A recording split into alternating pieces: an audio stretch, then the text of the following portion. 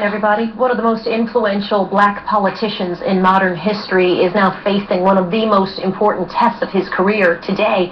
After 42 years on the Hill, 42 years on the Hill, voters in New York's Democratic primary are going to decide if Congressman Charlie Rangel should represent them for another 2 years. Rangel was once one of the most powerful Democrats in the House.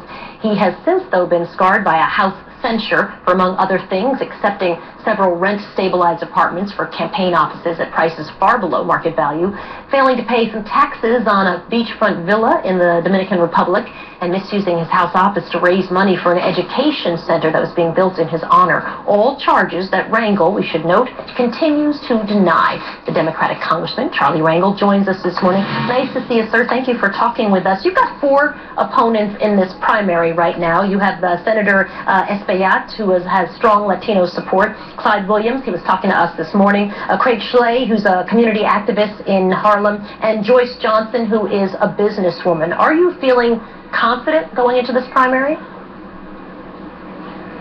Only if we continue to have this good weather all day, and that programs like yours emphasize the fact that today is the day that we elect our candidates to go to Washington in November.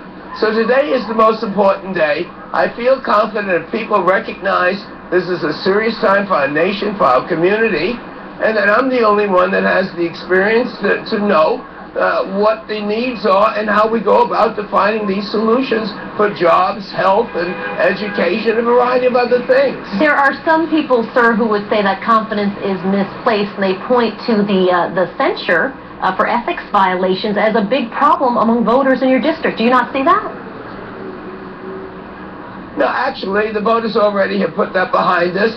I got 83% of the vote the last time out. But the most important thing, if people would read the website of the Ethics Committee, read the New York Times about a month ago, where Sam Roberts put an expose out against the conduct of the committee that right now, as you and I talk, that committee is under investigation by private counsel for wrongdoing.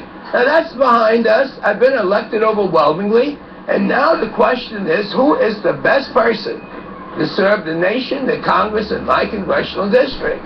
Not someone who just wants the job, but someone who has the experience to do it. So I got my resume out there, and other people do as well. You are 82 years old. You've been a little bit ill of late. How much for you is this entire contest about legacy and about power? It has to do with the condition that we find our country. And I am not a spectator.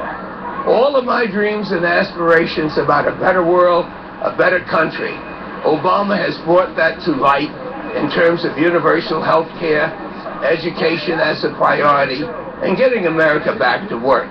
I'm not the kind of guy to be sitting as a spectator, kicking in and cursing out the television. There's a job to be done. I was there in the beginning to start it, and for the country, and for my district, and for my family, I want to make certain I'm there to finish this job for the good of all of us. Now, let me make it abundantly clear that while I had been sick and my opponent announced while I was in the hospital, there's nothing wrong with me today. I got a clean bill of health, and I'm ready for the fight. I'm fired up, and I'm ready to go. I mean, you do have more energy than a lot of people half your age. Let me ask you a question about your changing community. When you first came into office, really, the demographics, you know, Harlem was overwhelmingly African-American. That has changed today. Latinos, as you well know, are the majority. There's a large number of same-sex couples, often white couples, that are moving into Harlem as well. Is that going to be a problem for you? Absolutely not. As a matter of fact, I went to school in the Bronx and went to DeWitt Clinton. And if you were to walk with me like I have so many times in the last few weeks and months, you can't tell the difference in being in Harlem and being in the Bronx. And so it's an imaginary line that's put there.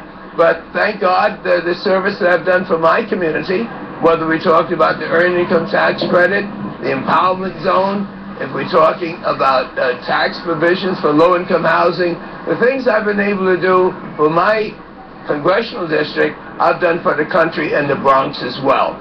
So fortunately, they know who I am. The only thing that I wish that I could count on is to know that today is the day to vote for Congress of the United States. You're 81 years old. What do you think about retiring? Let's say you win and you make it through the primary. I'm sorry.